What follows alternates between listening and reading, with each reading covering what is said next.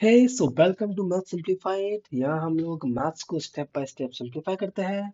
जैसा कि आप देख पा रहे हो, हमारा आज का वीडियो होने वाला है marks strategy for maths board exam.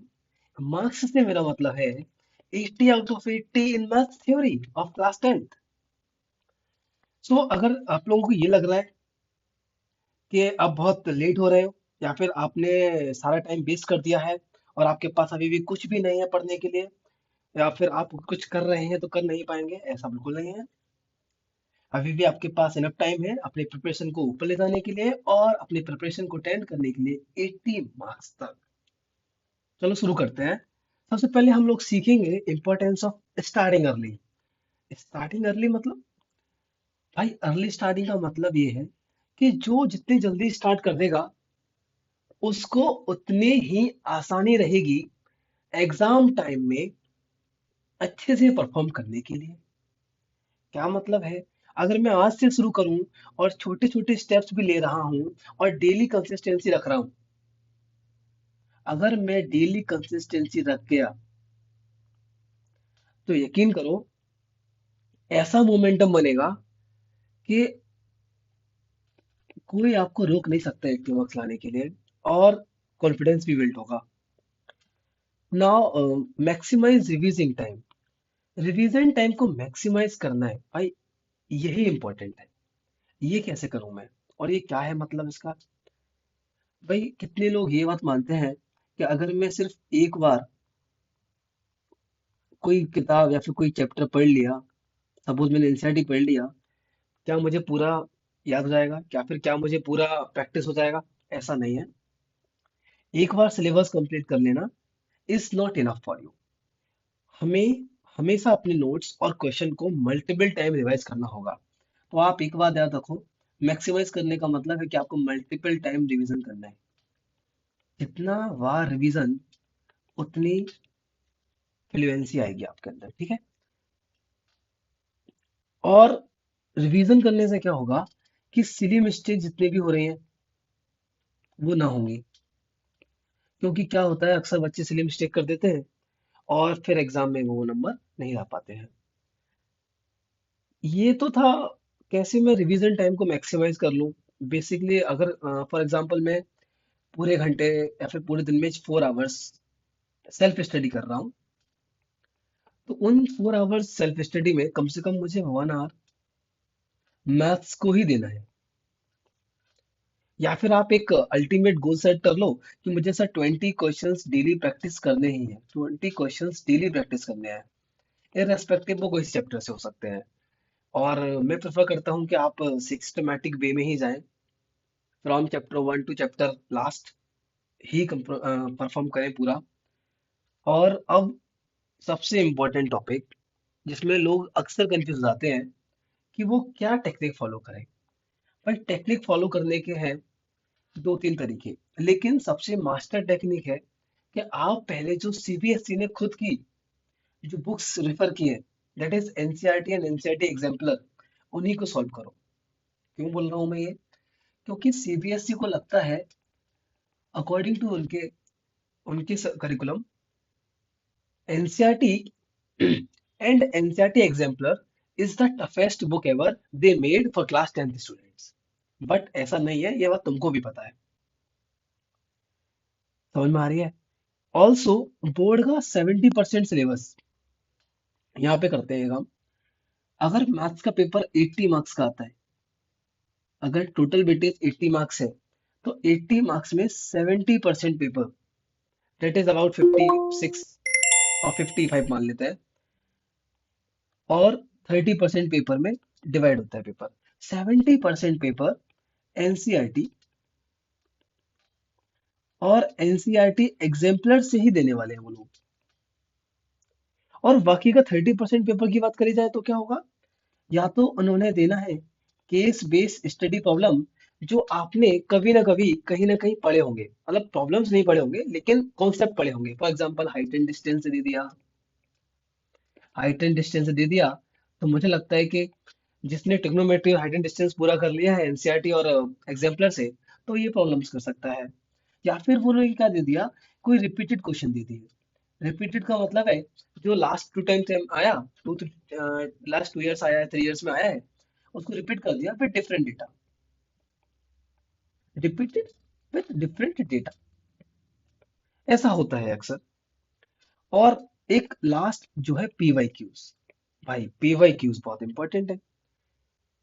30% paper जो लगता है तुम्हें कि बहुत एक्स्ट्रा पेपर होगा, वो PYQs, case based study या फिर रिपीटेड क्वेश्चन से ही होगा।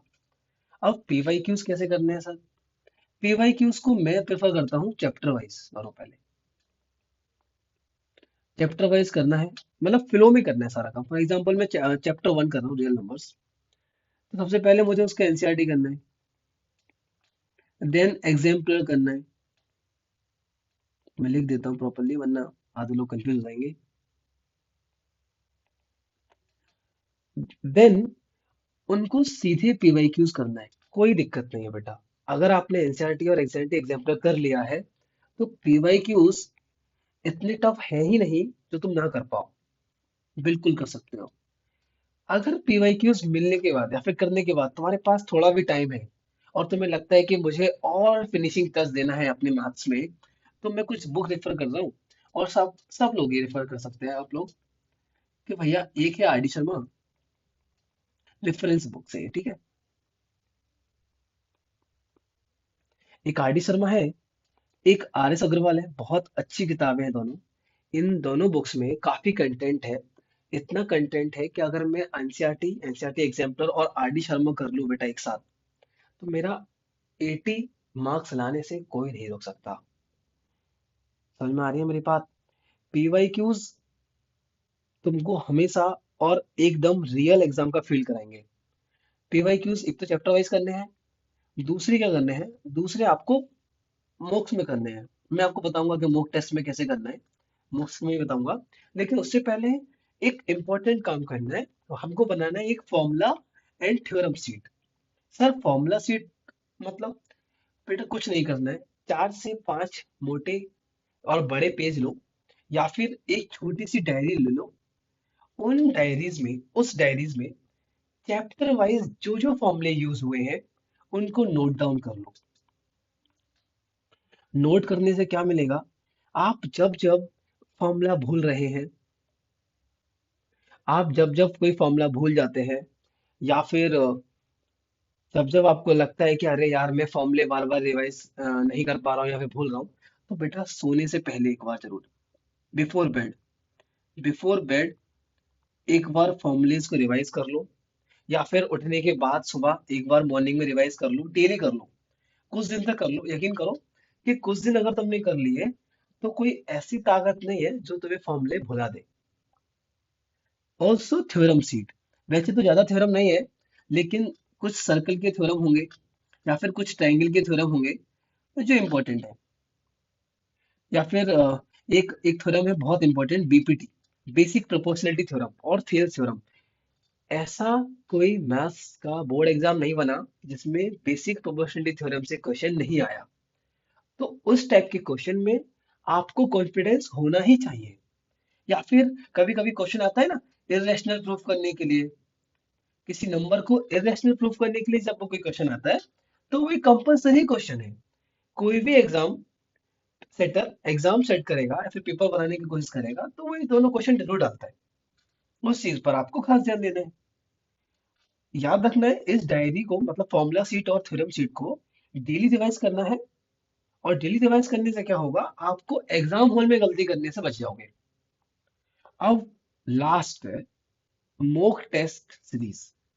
भाई साहब ये गेम चेंजर सीरीज हो सकती है आपके लिए।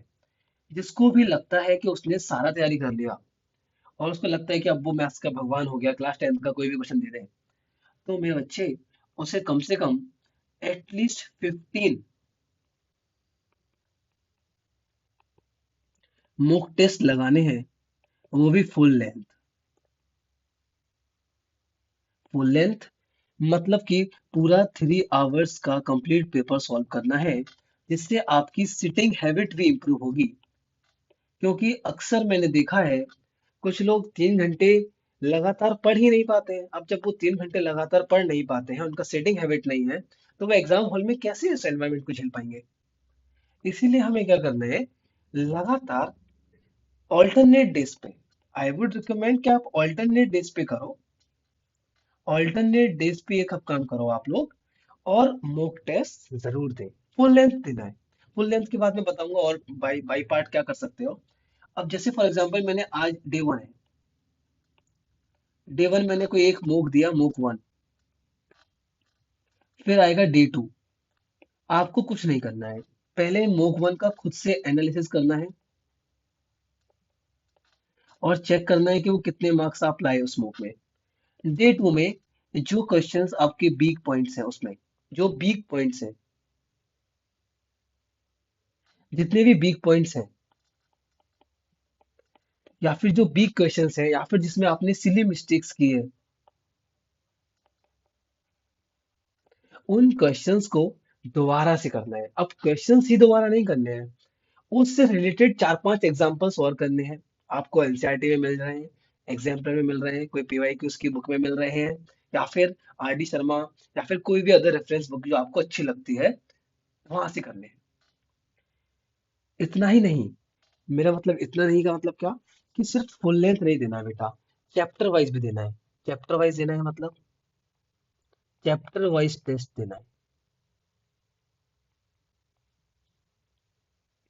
चैप्टर वाइज टेस्ट का मतलब है, फॉर एग्जांपल आपने कोई चैप्टर पढ़ा, लेट्स से ट्रिग्नोमेट्री पढ़ा। ट्रिग्नोमेट्री पढ़ने के बाद उसका आपको एक कम से कम 40 मार्क्स का पेपर देना है। और सिर्फ एक नहीं, आप चाहो तो दो या तीन पेपर दे सकते हो, टू और थ्री, थ्री मोक, ठीक है। साथ साथ उसका करना है एनालिसिस। जितना बेटर आप एनालिसिस करोगे, जितना बेटर आप एग्जाम को समझोगे, उतना हाई चांसेस होता है आपको अच्छे मार्क्स या फिर फुल मार्क्स लाने का। तो चैप्टर वाइज जरूर प्रिपेयर करें, फुल लेंथ दे, ठीक है। ये मेरी बात आप समझ रहे होंगे आई होप। और ये अल्टरनेट डेज पे कर लें आप। एक लास्ट में जरूर बोलना चाहूंगा आपके लिए, ये बहुत प्रो टिप है, मतलब सब आप सबको पता है कि सर आपका एग्जाम 3 आवर्स का होता है। जो टॉपर्स होते हैं ना बेटा, टॉपर्स कभी 3 आवर्स एग्जाम को मान के करते ही नहीं है। They always use to finish paper in 2.5। 2.5 hours में अगर मैंने अपना पेपर फिनिश कर दिया, तो इससे मुझे क्या मिलेगा, इससे मुझे रिवीजन या फिर सिली मिस्टेक जो हो रही है, या फिर रीचेक करने का मौका मिलेगा पेपर को। ये मैं जब बोल रहा हूँ जब आप मॉक टेस्ट दे रहे हो, ड्यूरिंग मॉक टेस्ट, या फिर आप, मैं लिख देता हूँ यहाँ पे, mock test duration. Mock test duration आपके लिए 2.5 आवर ही होनी चाहिए। और इसके साथ साथ आपको करना है उसका एनालिसिस। 2.5 आवर्स अगर आप अभी करोगे, तो एग्जाम हॉल में आपको, आई बेट के 2 hours 45 minutes लग ही जाएंगे। क्योंकि बोर्ड का एग्जाम बेटा इजी तो होता है, बट लेंदी भी होता है। और वो टाइम मैनेज करना आपका ही काम होगा। एग्जाम हॉल में कोई भी आपको ये नहीं बताएगा कि कैसे क्या करना है।